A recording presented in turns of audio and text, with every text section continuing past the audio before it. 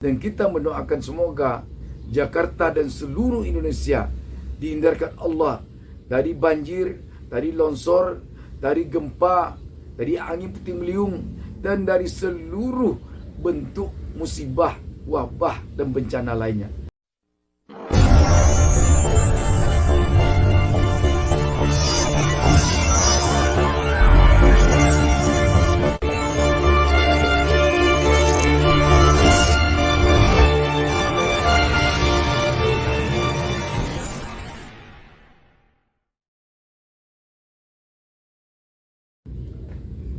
Assalamualaikum warahmatullahi wabarakatuh. Jumpa lagi dengan saya, Bustami Narda. Saya mendoakan kepada Allah Subhanahu wa taala, Tuhan Yang Maha Esa, semoga seluruh penonton channel YouTube Bustami Narda selalu dilindungi Allah Subhanahu wa taala, dan semoga kita selalu semakin sukses. Amin. Sahabat BN yang berbahagia, kita melihat dengan sangat menarik bagaimana akhir-akhir ini pencaturan tentang Gubernur DKI Jakarta Anies Baswedan dalam melangkah ke depan menuju Indonesia 1 pada tahun 2024 nanti. Kelihatannya langkah Anies ke depan itu memang dipenuhi onak dan duri, karena di dunia politik hambatan dan rintangan tentu sudah menjadi hal yang biasa. Kenapa demikian? Karena di dunia politik, persaingan dalam politik soal biasa. Di dunia demokrasi, persaingan antara seseorang dengan orang lain, antara satu partai dengan partai lain, antara satu kelompok dan kelompok lain, merupakan hal yang biasa. Akankah bisa Anies melewati semua ini? Itulah yang menarik untuk dibicarakan.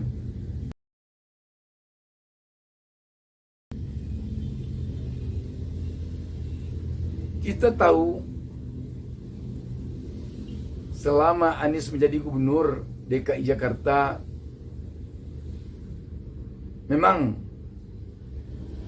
lawan-lawan politiknya seringkali risih melihat langkah-langkah Anies yang banyak sekali sulit ditebak dan baru diketahui setelah dia berhasil melangkah ke arah itu.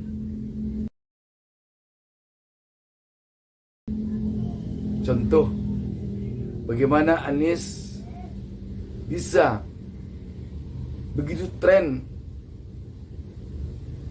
begitu booming di dunia internasional akhir-akhir ini. Ini langkah yang sulit ditebak, bagaimana bisa demikian. Baru saja dia mendapat prestasi 21 orang pahlawan transportasi di dunia. Suatu prestasi yang memang sangat sulit ditebak selama ini. Anies akan mendapatkan prestasi tersebut. Sekarang kalau kita perhatikan plus minus Anies di dunia politik untuk melangkah ke RI 1 tahun 2024 adalah Anies seorang yang berpikiran cerdas, yang bermoral tinggi, yang sulit sekali dicari hal-hal negatif pada dirinya. Namun, seorang Anies bukanlah anggota satu partai. Dia tidak memiliki partai, apalagi menjadi pimpin partai. Sedangkan untuk maju sebagai calon presiden atau calon wakil presiden sangat membutuhkan partai. Dan lagi-lagi dengan ditolaknya pengajuan gugatan dari Ramli dan kawan-kawan untuk meniadakan presidential resort atau PT yang 20% untuk maju sebagai calon presiden baru lalu oleh MK, ini membuat langkah orang-orang yang tidak memiliki partai semakin memerlukan berjuang lebih keras lagi.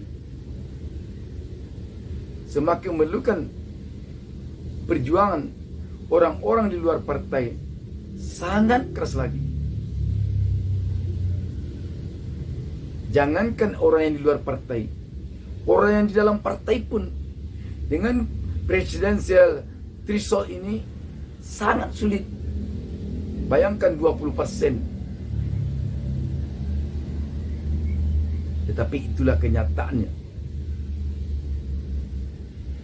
Namun demikian, diam-diam kita melihat sekarang sudah banyak partai yang nuansanya mengarah kepada Anies. Walaupun jangka waktu Pilpres tahun 2024 masih sangat jauh lagi. Kita telah melihat kecondongan angin dari sejumlah partai yang mengarah kepada Anies.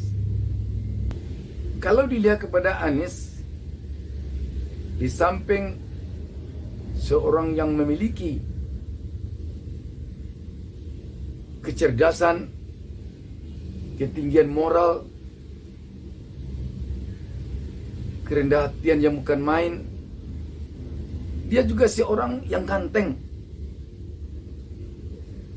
Di mungkin banyak pengagum Anies yang mengira-ngira alangkah meriahnya bangsa ini nanti ketika seorang Anies menjadi Presiden Republik Indonesia. Alangkah kagumnya dunia nanti ke Indonesia kalau seorang yang bertampang seperti Anies, ganteng,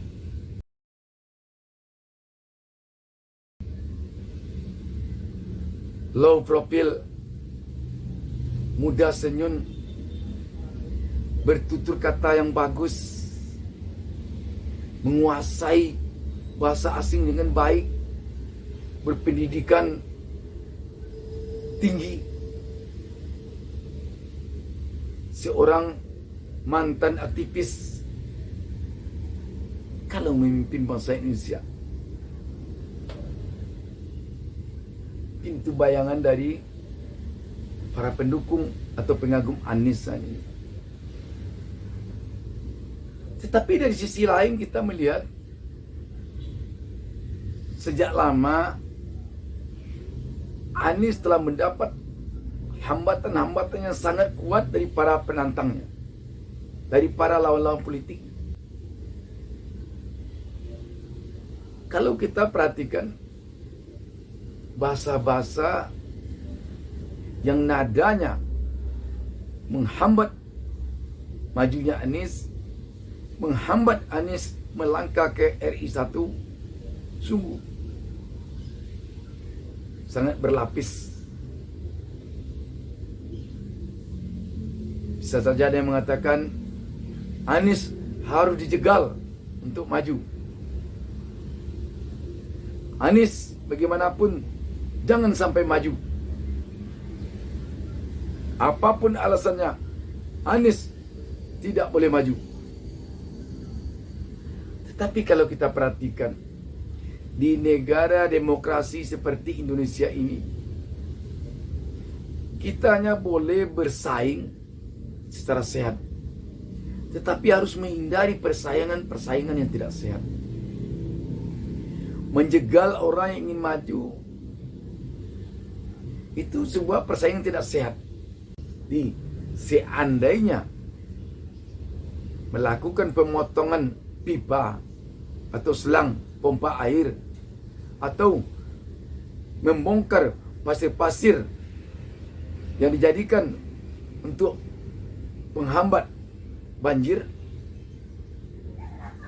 dilakukan untuk menjegal Anies, untuk bisa menemukan kelemahan Anies, itu tidak sehat, itu tidak fair, itu tidak sportif.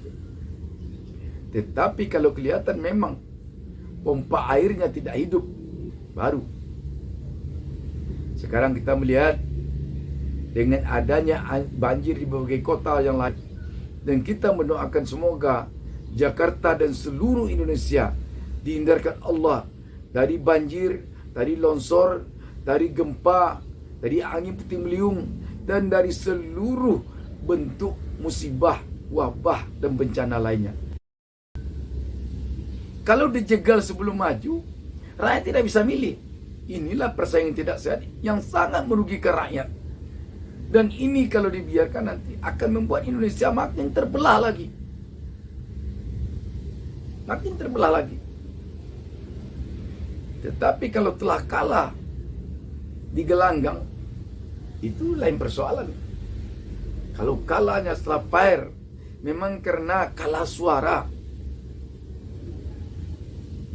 Makanya presidential threshold yang 20% ini merupakan penjegalan orang-orang yang ingin maju, yang dilakukan secara tidak sehat. Dengan partai yang hanya 9, itu membuat banyak sekali orang-orang potensial, orang-orang yang punya kualitas bagus dan tidak akan bisa maju. Padahal rakyat membutuhkannya. Ini sama dengan menghambat air yang ingin mengalir. Nanti lama-lama air yang dihambat itu bisa dia membongkar bukit, bisa dia meruntuhkan tebing. Ini. Jadi sebaiknya memang dibiarkan aja air itu mengalir. Mana yang sampai ke muara nanti, mana yang akan di jalan, tergantung kepada kualitas kemampuan dia. Jadi kita tentu berharap agar persaingan politik di negeri ini tidak keluar dari jalur demokrasi, tidak keluar dari etika dan moral berpolitik, tidak keluar dari nilai-nilai Pancasila, tidak keluar dari nilai-nilai ketimuran kita.